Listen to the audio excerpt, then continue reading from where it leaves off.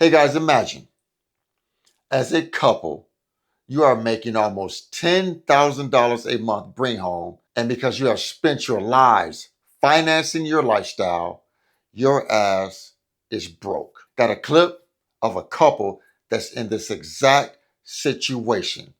So broke, they cannot survive off $10,000 a month because they have financed everything in sight. Let's get into it.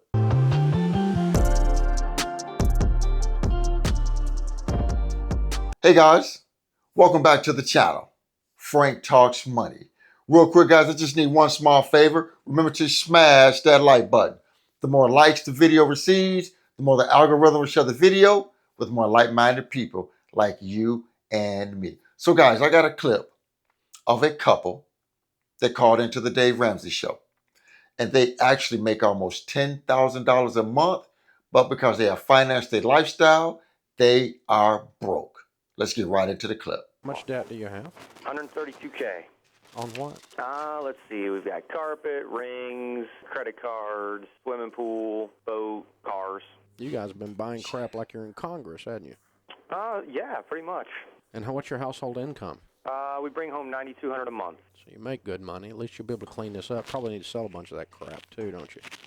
Well, I emailed her today and said I'm selling the boat, and she said, So guys, they have financed every damn thing in sight. Credit card debt, rings, and I bet you the rings was from their wedding. I guarantee it. They financed rings for their damn wedding. Credit card debt, rings, they got a pool. They got cars. They got a boat. They financed their damn carpet in their homes. Carpet in your homes? You got to finance it? Seriously? And they're bringing home almost over $9,200 a month, and they're broke. They are broke. This is absolutely ridiculous. So this is what middle class Americans do. They finance everything in sight, and that's why they are broke, guys. That's why they're broke. no. Okay. That's our only source of entertainment and vacation. Okay. How old are you two? I am 39. She's 37. Okay. All right. Well, I mean, you guys just gonna have to decide what your life goals are. What we do, Brian, is we help people who want to win with money and have dignity with money. If you want to stay deeply in debt, we're going to follow your wife's advice.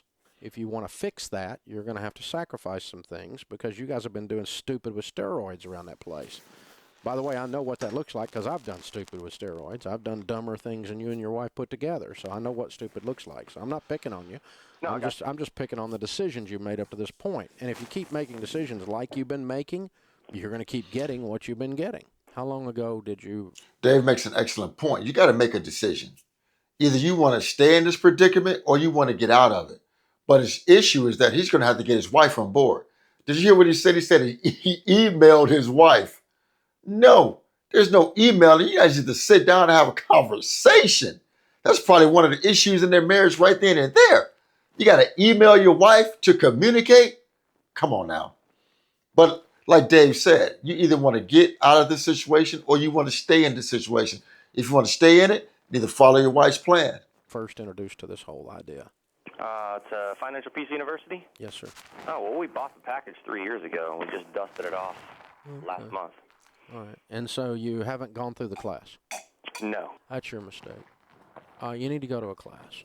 And the two of you need to go through the experience of this before you start trying to talk her into selling the boat. Because here's the problem you're running into with her. Her mind is still over there with the other stuff, the other way of doing things, the way y'all used to do things. So I wonder who actually bought the course.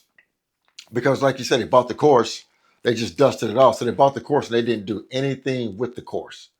So it seems to me as a couple, they are not on the same page. He sees that this is an issue. His wife doesn't see it's an issue. He already recommended, he emailed his wife, let's sell the boat. She's like, nope, we're not doing that. They're not on the same page financially. And your mind has moved past that, and you now are concerned that this is not working. She's not as concerned as you. And until she catches up with you, you're going to run into tremendous resistance. Okay. And so you guys have to sit down and dream again about what it would be like to make $120,000, $130,000 a year and have no payments. if I could get both of you excited about how wealthy you could become and how much you could give and how you could enjoy good vacations and cars and boats for the rest of your life by sacrificing now, once I got both of you that excited, I would sell everything you freaking own. That's the thing about marriages and money. You have to have both individuals on the same page. You got to come to some type of agreement.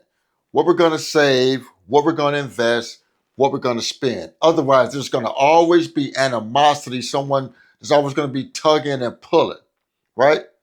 Because I went through this with my ex-wife before she got on board with paying off debt. And I actually paid off my debt because of Dave Ramsey.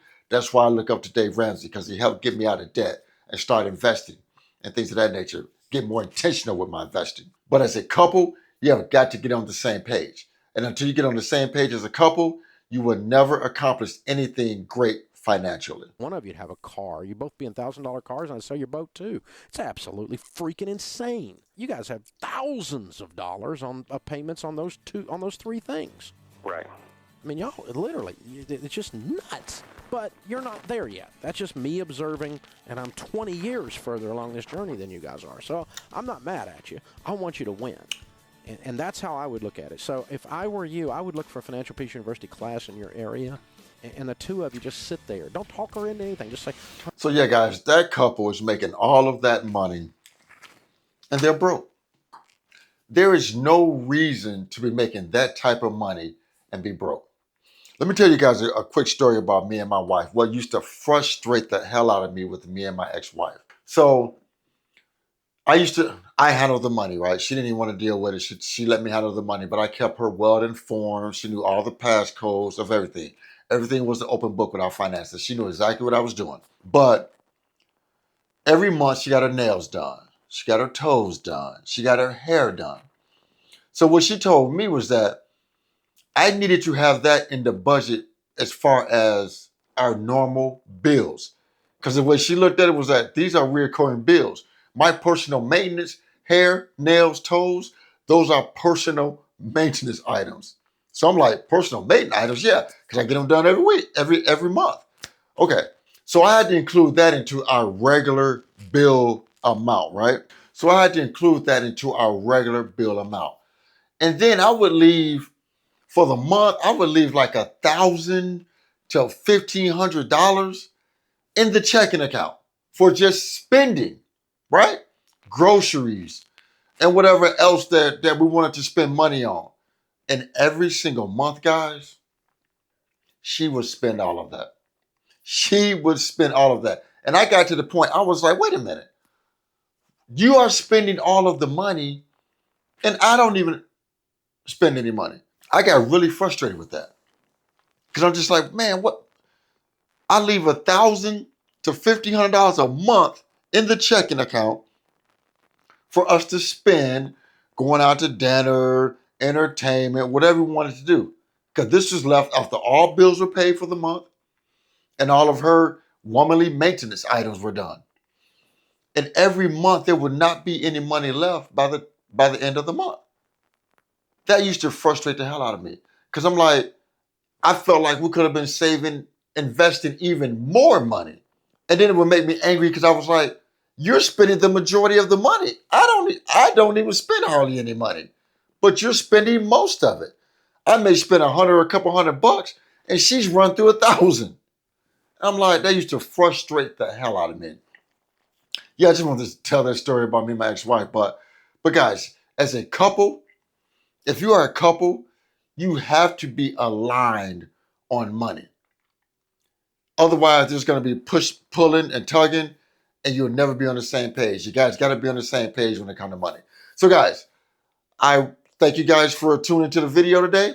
Remember to like the video, share the video, and most important, please consider subscribing to my YouTube channel, Frank Talks Money. And with that, guys, always remember, financial decisions you make today will impact your financial life tomorrow. Thanks for tuning in. Frank Talks Money. I'm out here.